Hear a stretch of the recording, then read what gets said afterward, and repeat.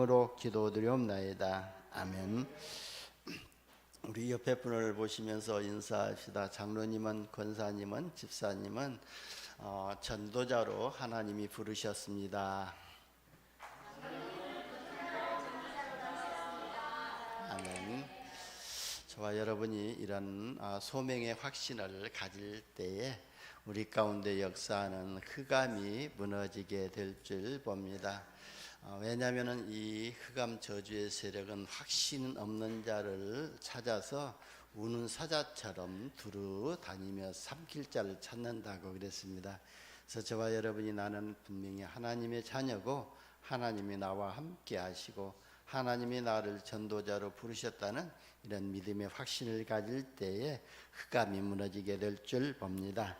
여러분, 오늘 말씀의 제목이요, 소명을 위한 네 가지의 눈입니다. 소명을 위한 네 가지의 눈이라고 할 때에 약간 부담을 주는 말씀의 제목 같아 가지고 조금 기도하면서 생각을 해보았습니다. 그런데 이 부분이요, 내 자신이 사단에게 속고 있다는 것을 볼 수가 있습니다. 분명히 하나님께서 우리를 부르신 소명의 축복이 있는데, 진짜 이 사단이 우리의 영적인 눈과 소명의 눈을 어둡게 해가지고 나의 삶을 통해 소명의 축복을 누리지 못하게 하고 있다는 것이 보여지게 되더라고요. 그래서 감사함으로 진짜 우리에게 부담이 되지만, 그래도 이 부담을 우리가 은혜로 받을 때의 부담이 아니고 축복이라는 것을 보면서 이렇게 말씀의 제목을 정했던 것입니다. 여러분, 하나님이 저와 여러분을 부르신 것은요, 이 땅에 사는 동안에 고통을 주려고 부르시지 않았거든요. 오늘 본문 말씀을 보면은요, 하나님은 모세를 애굽 궁전과 미디안 광야에서 이스라엘 백성을 구원할 지도자로 이렇게 훈련하셨잖아요. 그리고 이스라엘 구원의 때가 이르자 마침내 모세를 부르셨던 것입니다. 그래서 성지순례 때 그 떨기나무를 가서 보았거든요. 떨기나무가요, 굉장히 좀 무성하게 있더라고요. 그런데 또 거기에서 우리가 사진을 찍는데 여지없이 또 거기에서 또 율법이 나오더라고요. 왜냐면은 우리가 여자 전도사님들하고 같이 갔었거든요. 근데 여자 전도사님이 뒤에 쓰고 우리 남자 전도사님들은 이렇게 또 앞에 앉아서 이렇게 사진을 찍는데, 바로 여자 전도사님이요, 또 친한 남자 전도사님 어깨를 이렇게 좀 짚었던 것 같아요, 사진 찍을 때. 그러니까요, 그 전도사님이 화를 내면서 어디 여자가 남자 어깨에다가 손을 대냐고 그렇게 얘기를 하더라. 그래서 우리가 웃으면서 다 같이 또 율법이 여기서 나오는구나 그랬거든요. 그러니까 또 다 같이 웃어 넘겼습니다만은, 하나님이 이스라엘을 구원하시기 위해서 모세를 궁전에서 훈련시키셨고, 또 광야한 미디안에서 이렇게 광야에서 훈련하셨던 것을 봅니다. 이처럼 하나님께서는요, 자기 백성의 구원을 위한 계획을 한치의 오차도 없이 진행시켜 가십니다. 그래서 7절에서 10절까지 보면은요, 하나님이 애굽에서 이스라엘 백성들이 고통받는 것을 보시고 또 그들의 부르짖는 소리를 들으시고 이스라엘 백성들을 건져내서 적과 흐르는 가나안 땅으로 보시려고 이렇게 모세를 북극 가운데 부르시고 모세를 하나님의 종으로 파송해서 이스라엘 민족의 지도자로 삼으신 것을 볼 수가 있습니다. 이처럼요, 하나님은요, 우리가 세상에 살면서 핍박을 받고 그리고 고통당하고 그리고요 또 억울한 누명을 쓰는 것까지도 다 하나님은 보고 계신다는 것을 우리는 알아야 될 줄 봅니다. 그래야만이 그 속에서 우리가 하나님이 나와 함께 하시고 우리와 함께 하시고 모든 것에 역사하신다는 것들을 믿음으로 우리가 받게 되고 믿음을 회복하게 될 줄 봅니다. 그 하나님이요, 모세를 부르신 것처럼 저와 여러분을 이 시대의 영적인 지도자로 부르시고요, 인간의 근본 문제와 영적 문제를 해결하는 전도자로 부르신 줄 믿으시기를 예수님의 이름으로 축원합니다. 마태복음 4장 18절에서 20절에도 보면은요, 베드로와 베드로 형제 안드레가요 또 바다에 그물을 던져서 고기 잡는 어부였잖아요. 그런데 그물 던져 고기 잡는 두 사람을 보시고 예수님이 뭐라고 말씀하셨죠? 나를 따라오너라, 내가 너희로 사람을 낚는 어부가 되게 하리라고 이렇게 말씀하셨습니다. 그러니까요, 안드레와 베드로를 이렇게 예수님께서 부르셨잖아요. 그게 바로 소명이거든요. 그때요, 베드로와 안드레는요, 이 그물을 버려두고 예수님을 따라갔다고 했습니다. 여러분, 그물을 버려두고 주님을 따랐던 베드로와 안드레는요, 12 제자 속에 들어가서 하는 축복을 받았잖아요. 그런 것처럼 저와 여러분이 하나님이 부르신 목적을 알고 우리가 그리심에 우리가 은혜 속에 있게 될 때에 우리도 모르게 우리는요 아니다고 하지만 하나님은 저와 여러분을 237 나라 5천 종족 살리는 영원한 망대로 세워주신 줄 믿으시기를 바랍니다. 그리고 마가복음 3장 13절에서 15절에도 보면은요, 또 산에 오르사 자기가 원하는 자를 부르시니 나아온지라. 이에 12를 세우셨으니 이는 자기와 함께 있게 하시고 또 보내사 전도도 하며 귀신을 내어 쫓는 권능도 가지게 하려 하심이라고 했습니다. 그러니까요, 하나님께서는 저와 여러분을 부르신 것은 우리와 함께 하시고 하나님 주신 신분의 축복과 권세를 삶을 통해서 누리도록 부르셨다는 겁니다. 그래서 이 영적인 신분의 축복과 권세를 베드로가 또 안드레가 이렇게 알고 있었던 겁니다. 그래서 예수님의 부르심에 이유도 되지도 아니하고 따지지도 아니하고 그물을 버려두고 예수님을 따랐던 겁니다. 여러분, 우리가 말씀을 들을 때요, 때로는요 이 말씀이 나에게 걸림돌이 될 수도 있습니다. 또 때로는요 이 나의 말씀이 나에게 부담으로 다가오는 말씀이 될 수도 있습니다. 그러나 우리가요 그 이유도 되지 아니하고 따지지도 아니하고 그 말씀만 따라가게 된다면은 저와 여러분을 하나님이 함께 하시고 역사하셔서 사람을 낚는 어부가 되는 제자의 축복 속으로 인도하실 줄 믿습니다. 그래서 오늘 말씀을 받는 저와 여러분이요, 주님의 말씀만 따라가는 믿음을 회복하시고 말씀을 들으시면서요, 모든 문제와 사건과 세상의 현실을 복음의 눈과 제자의 관점으로 보는 은혜를 받으시기를 예수님의 이름으로 축원합니다. 여러분이 우리 모든 문제와 사건 그리고 세상을 복음과 제자의 관점으로 보면은요, 오늘 말씀이 여러분 인생 여정을 통해서 성취되는 말씀이 될 줄 봅니다.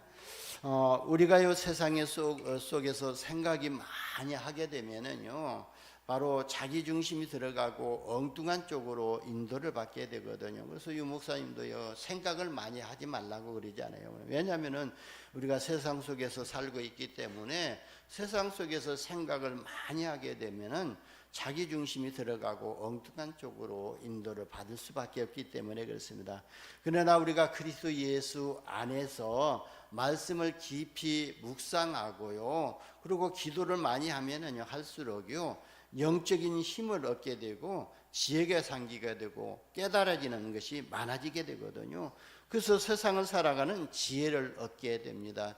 여러분, 우리가 많은 것을 알고 있다 할지라도 하나님이 위에서 주시는 지혜의 은혜가 없다면은요, 그 가지고 있는 것을 제대로 활용하지도 못하고 누리지도 못하고 오히려 가지고 있는 것이 짐이 될 수가 있거든요. 그래서 우리는요 진짜 기도 속에서 하나님이 주신 지혜를 얻어야 영적인 힘을 얻게 되고, 우리가 복음을 가졌기 때문에 복음을 복음답게 누릴 수 있는 이런 지혜를 얻게 될 줄 봅니다.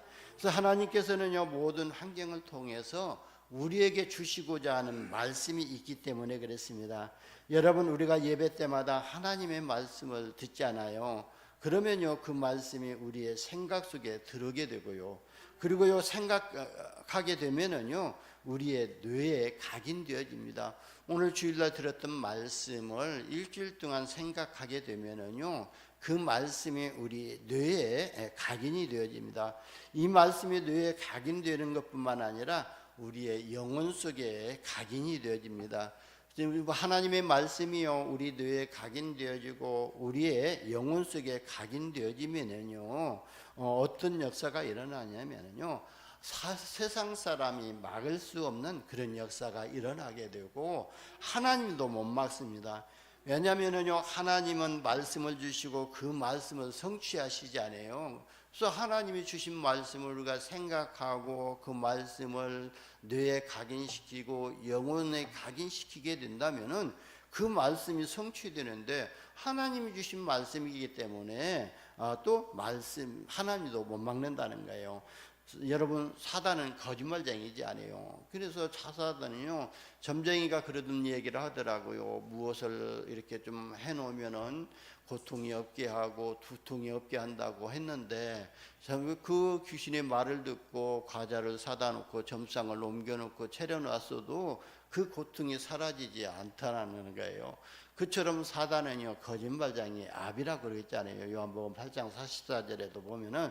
근데 이 사단은 그래서 거짓말쟁이 아비가 됐는데, 근데 하나님은요, 거짓말을 못 하시기 때문에 하나님이 주신 말씀이 우리의 영혼 속에 각인되어지면은 성취될 수밖에 없다는 거예요. 그래서 오늘 구역공과 메시지 때도 그러더라고요. 다니엘의 세 친구들이 우상에 절하지 아니할다 하면서 그들이 한 말이 있잖아요.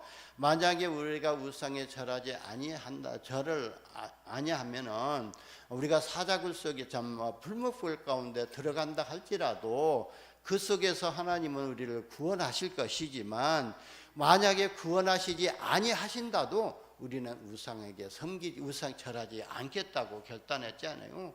그건 아무도 못 막아요. 하나님도 못 막거든요. 그들이 우상에게 절하지, 사자굴 속에 들어가도 들어가는 것을 하나님은 못 막았는데, 하나님은 그때 어떻게 역사하셨죠? 하나님이 부리는 천사를 동원하셔서 그들을 사자굴 속에서 이렇게 구원해 내셨지 않아요? 그런 것처럼요, 우리 영혼 속에 각인된 말씀은요, 하나님이 이루어 가신다는 거예요. 그래서 여러분이 그리스도의 관점으로 성경을 보고 모든 환경을 보면서요, 말씀 묵상하고 복음적인 생각을 더 많이 해야 될 줄 봅니다. 왜냐하면요, 성경의 주제가 그리스도이잖아요. 그래서 성경 66권 전체를 통해 가지고 그리스도를 예표하고 그리스도를 설명하고 그리스도를 그림자로 이렇게 설명하고 있잖아요. 그러니까 창세기 6장에서 보게 되면은요, 방주를 설명하면서 그리스도를 예표하고 하셨잖아요. 그래서 바로 방주 안에 들어가는 모든 생물과 모든 노아의 식구들이 다 구원을 받았던 것처럼, 그리스도 예수 안에 들어가는 사람은요, 죄인이라도 살 수가 있고 영적 문제가 심각한 사람이라도 그리스도 예수 안에 있게 되면은 구원을 받는다는 거예요. 그러면서요, 출애굽기 3장의 희생제사를 통해서 그리스도를 설명하고 있고, 성막을 통해서 그리스도를 상징적으로 설명하고 있는 겁니다. 그래서 언약을 붙잡고 깊은 묵상을 많이 해야 깨닫는 은혜를 받게 될 줄 봅니다. 오늘 예배드리는 저와 여러분이요, 성경을 통해서 그리스도를 깨닫는 은혜를 받으시기를 예수님의 이름으로 축원합니다. 우리가 그리스도를 깨닫는 은혜가 받을 때에 복음이 뿌리 내려지게 되고 복음이 사상이 되어지고 체질이 되어져서 가나안 땅의 축복을 회복하는 이런 응답을 받게 될 줄 믿습니다. 우리 첫 번째 보면은요, 모든 문제와 사건이 복음의 눈으로 보이도록 은혜를 받으시기 바랍니다 그랬습니다. 그래서 우리가요, 구원을 받았으나 아직 남아있는 창세기 3장의 문제와 6장의 문제와 11장의 문제로 인해 가지고요, 그게 바로 영적 문제지 않아요. 그래서 이런 영적 문제로 인해서 복음을 되게 누리지 못하고 있는 겁니다. 하나님은 우리에게 복음을요, 부담으로 주시지 아니하고 누리라고 주신 것이거든요. 그래서 하나님이 우리가 예수를 그리스도로 믿는 그 순간 하나님의 자녀로 신분을 바꾸고, 그리고 우리에게 권세를 주셨잖아요. 그 신분의 축복은 누리라고 주신 것이고, 우리에게 주신 이 권세는 사용하라고 주신 것이거든요. 그래서 우리가 이 신분의 축복을 누리고 권세를 사용하게 될 때에 어떤 응답이 회복되어지냐면은 원래의 축복이 회복되어지는데요, 그 원래의 축복이 뭡니까? 하나님의 형상이 회복되어지고, 그리고 하나님의 형상이 회복되어지는 것뿐만 아니라 28절에 이 땅에서 생육하고 번성하고 충만하고 정복하고 모든 것을 다스리는 지혜까지도 권세까지 회복이 되어지거든요. 그러니까요, 저와 여러분이 바로 이 권세를 사용하고 누리는 응답을 받으시기를 바랍니다. 출애굽한 이스라엘 백성들이요 40년 동안 광야 생활을 하는 이유가 있었잖아요. 그러니까 애굽의 사상과 애굽의 체질이 때문이 40년 동안 광야 생활을 하게 만들었던 것입니다. 그러니까 애굽 사상과 애굽 체질이 무너질 때까지 애굽에서 광야에서 머물게 하셨던 것입니다. 여러분, 애굽의 사상과 체질이 갱신이 안 되니까요, 어떻게 됐죠? 결국은요, 광야에서 장례 치르고 애굽의 사상과 체질이 갱신된 여호수아와 갈렙, 그리고 그 후대들만이 젖과 꿀이 흐르는 가나안 땅의 축복을 받았던 것입니다. 여러분, 가나안 땅에 젖과 꿀이 흐르는 땅이라고 해서 가보게 되면은요, 비옥한 땅이 아니더라고요. 오히려 그 이스라엘에 가면은 오히려 비옥하지 아니하고요, 땅들이 더 삭막하고 또 가뭄이 있고 그러더라고요. 그런데 그 땅을 바로 젖과 꿀이 흐르는 땅이라고 그랬거든요. 그런데 이스라엘 민족들이 하나님이 주신 지혜를 가지고 그 땅에서요, 이렇게 또 비옥한 땅으로 만들어 가지고 그렇게 또 과일을 풍성하게 맺고 열매를 맺고 또 뭡니까, 그게 이스라엘에서 나오는 거 우리나라 그게 뭐죠? 그 검은 열매, 무화과 말고 또 있어요. 그 무슨 기름 있지 않아요? 응?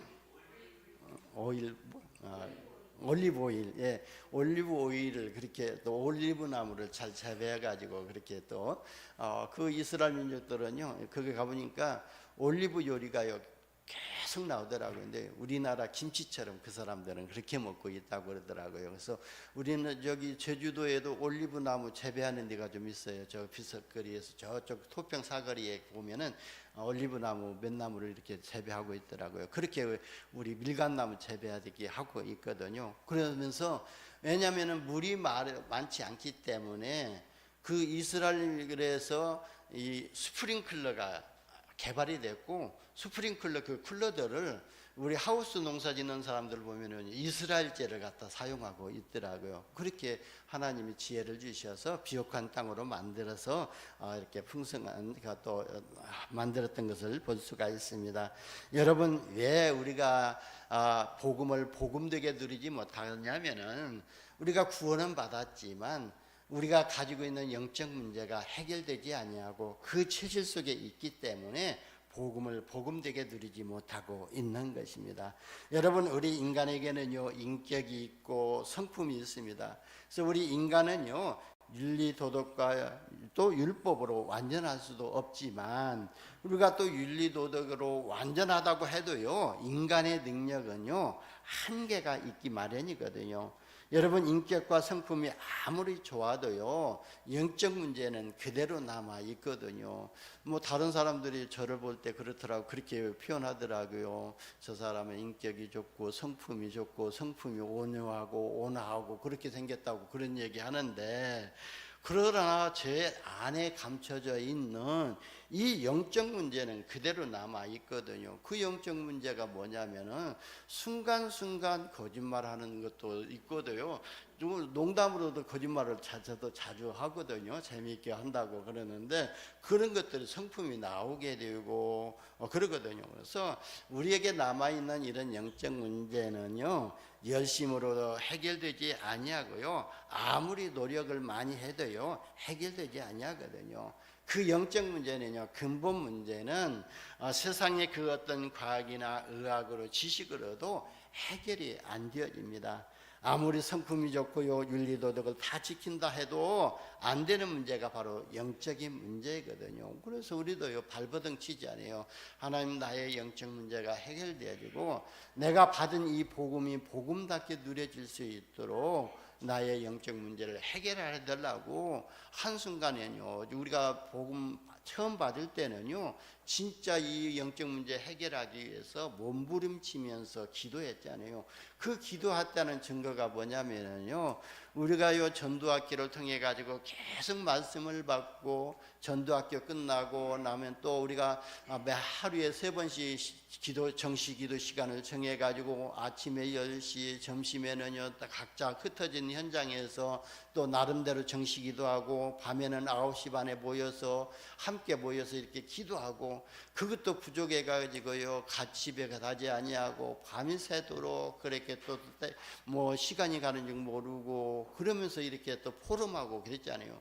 그게 우리에게 있는 영적 문제를 해결하려고 하는 발버둥치고 노력했던 모습들이거든요. 그런 바탕을 삼이 있었기 때문에 지금 조금이라도 그 영적 문제가 무엇인지를 알고 우리가 그 영적 문제에 쏙지 아니하고 그래도 복음 속에서 복음을 약간 누리고 있지 않아요. 여러분이요, 이런 복음 속에서 진짜 영적 문제는 해결이 안 된다는 것을 알고 그래도 내 안에 있는 이 복음이 완전하고 모든 것이고 충분하기 때문에 이 복음 누리는 은혜를 받으시기를 바랍니다. 그 영적 문제는요 오직 그리스도 안에서만이 해결할 수가 있습니다. 그래서요 예수 그리스도만이 우리 인생의 해답이고 우리의 방향이 됩니다.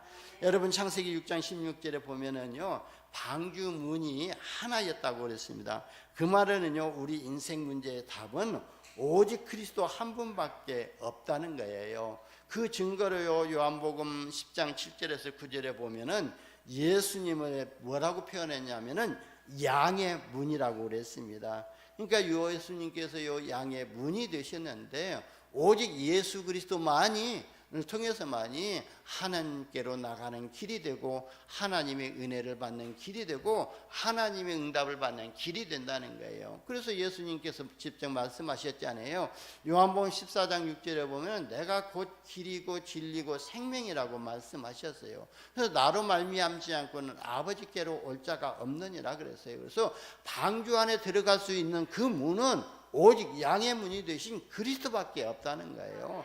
그래서 하나님의 은혜를 받고 하나님의 축복을 받을 수 있는 길, 하나님의 영원한 생명 보좌의 축복을 받을 수 있는 길은 오직 예수 그리스도의 이름의 권세 하나밖에 없다는 것입니다. 그래서 마태복음 16장 16절에서 13절에서 20절에도 보면은요 베드로는요 그리스도의 영원성과 완전성과 유일성과 절세성을 이해하고 주는 그리스도시요 살아계신 하나님의 아들이시라고 신앙 고백을 했던 것입니다.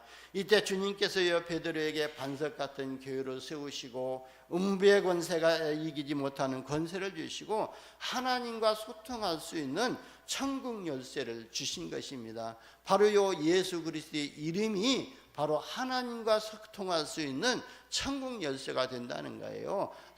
우리가 새로운 생명을 얻는 천국 열쇠가 되고 된다는 거예요. 그래서 오늘 말씀을 받는 여러분은요 복음의 눈이 열리고 복음이 뿌리 내리고 사상이 체질되고 또 소명의식이 회복되어져서 하나님이 쓰시는 영적인 플랫폼으로 영적인 파수망대로 영적인 안테나 응답받으시기를 예수님의 이름으로 축원합니다. 두 번째는요 전도자의 눈을 가지고 역사와 세상을 보는 영안이 열리는 은혜를 받으시기를 바랍니다. 왜 우리가 역사를 바라보면서 또 현실을 바라보면서 전도자의 눈으로 보아야 하냐면요 우리가 사는 현실은요 창세기 1장 2절에 혼돈과 공허와 흑암으로 장악되어 있는 현실이고 세상이기 때문에 그렇습니다.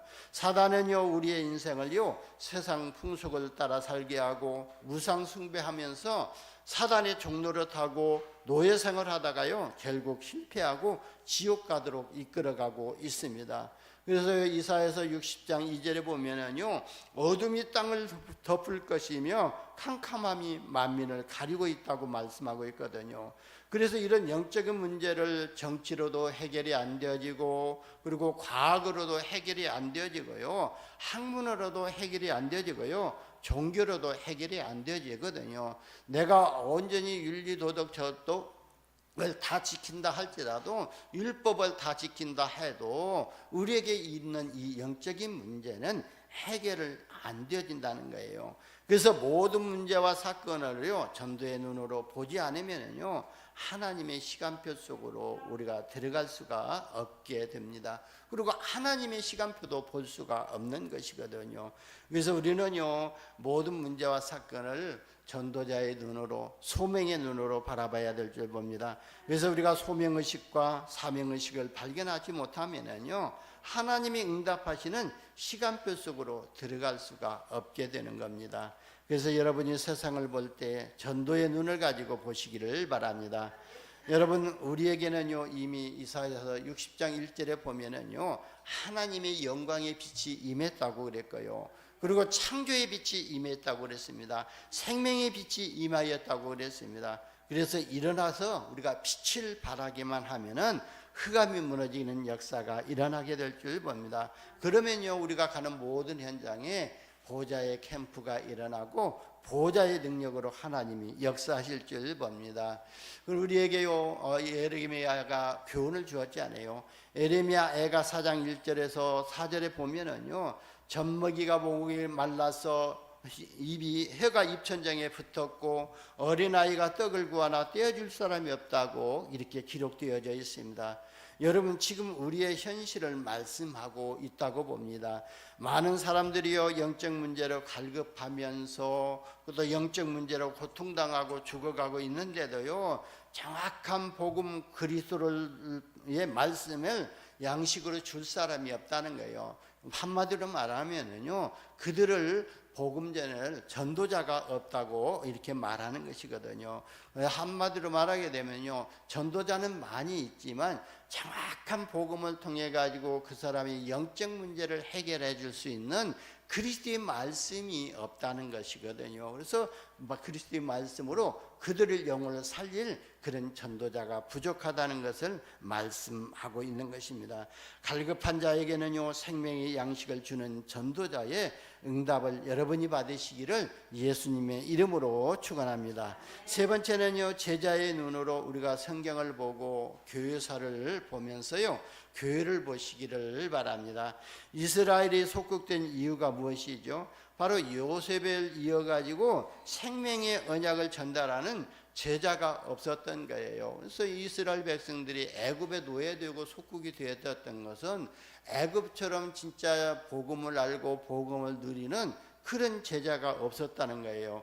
그래서 그리스도의 언약을 우리가 후대에게 전달하는 한 사람의 제자가 너무 소중하다는 것을 우리가 깨달아야 될 줄 봅니다. 그래서 모세가요, 출애굽하는 그 과정 속에서 광야에서요, 바로 이스라엘 백성들에게 말씀을 주었지 않아요. 그래서 신명기서 6장 5절에 9절에 보게 되면은 너는 마음을 다하고 뜻을 다하고 힘을 다하여 내 하나님 여호와를 사랑하라. 오늘 내가 내게 명하는 이 말씀을 너는 마음에 새기고 그랬습니다. 그래서 우리 자신이 먼저 하나님의 말씀을 우리의 마음과 영혼과 생각에 새기고 내 자녀에게 부지런히 가르치며 집에 앉았을 때든지 길을 갈 때든지 누워 있을 때든지 일어날 때든지 이 말씀을 강론할 것이며, 그러니까 시도 때도 가리지 말고 너희는 말씀을 생각하고 각인시키고 뿌리내리고 너희 자녀들에게 가르치라고 말씀하는 거예요. 그래서 너는 또 그것을 내 손목에 메어 기호로 삼으며 내 미간에 붙여 표로 삼고 또 내 집 문설주와 바깥문에 기록할지니 그랬거든요. 그래서 요즘 신앙생활 잘 하신다고 하신 분들도 보게 되면은요, 자기가 매일같이 말씀 묵상할 것을 이렇게 또 네임 메모판에 이렇게 해가지고요, 붙여서 이렇게 싱크대 위에다가 딱 붙여놓고요, 그렇게 그걸 보면서 암송하고 있더라고요. 언젠가 저희 그 조카, 우리 처조카, 이모, 우리 뭐라고 하면 지연이 이모 딸네 집에 갔더니 그 딸이 신앙생활을 잘 하더라고요. 그래서 그 딸이 이름이 최진이고 그 가수잖아요. 최진이 가수 이름이고 그 신랑도 이름이 가수 이름 김태곤이에요. 그래서 덕서에 한번 가봤거든요. 그랬더니 그렇게 딱 그니 이렇게 그 주간에 암송할 성경 구절을 기록해 가지고 이렇게 싱크대 위에 딱 붙여놓고 그걸 것이 보여지더라고요. 그래서 우리가요, 그래서 하나님 말씀을 쥐하로 묵상할 때 하나님의 말씀이 우리의 영혼을 깨우치고 그 말씀을 우리가 따라갈 수 있는 믿음이 회복되지거든요. 그래서 문설주의 바깥문에 기록할지니라, 한마디로 말하면은요, 하나님의 말씀을 각인시키고 뿌리 내리고 체질되게 하라는 것입니다. 저와 여러분이 살고요, 우리 후대가 사는 길은요, 오직 복음으로 인생을 편집하고 기도 속에서 하나님의 말씀으로 우리 인생을 설계하고 오직 성령 충만함으로 디자인하는 길밖에 없거든요. 그래서요, 우리가 신앙의 발판 10가지가 우리 안에 딱 세워져야 됩니다. 그래서 오늘 구역공과 메시지가 10가지 신앙의 발판 메시지였거든요. 우리가요, 신앙의 발판 10가지가 우리 안에 딱 뿌리 내려지고 체질되어지고 그러면서요, 우리가 또 각인되어졌다면은 어떠한 문제와 사건이 온다 할지라도 그 문제와 사건 속에서 흔들리지 아니하거든요. 그래서 하나님께서 우리에게 전신갑주를 입으라고 하면서 진리로 허리띠를 띠라는 그 말이 뭐냐면은 하나님의 말씀으로 우리의 충만하게 채우라는 거예요. 우리가 하나님의 말씀이 채워지지 아니하고 뿌리내지지 아니하면은요, 조금 우리가 세상 환경을 바라보고 어려움이 오게 되고 고통이 온다면은 흔들릴 수밖에 없거든요. 그래서 하나님의 말씀을 깊이 뿌리 내려질 때에 우리가 믿음 생활에 흔들리지 아니하고 든든하게 할 줄 봅니다. 그래서 저와 여러분이 오직 하나님의 말씀으로 각인시키시기를 바랍니다. 그래서 부활하신 예수님께서요, 베드로를 찾아가서 뭐라고 그랬잖아요. 요한복음 20장 15절에서 20절 18절에 보면은 내 어린 양을 먹이라고 했고 내 양을 가르치라고 이렇게 말씀하셨던 겁니다.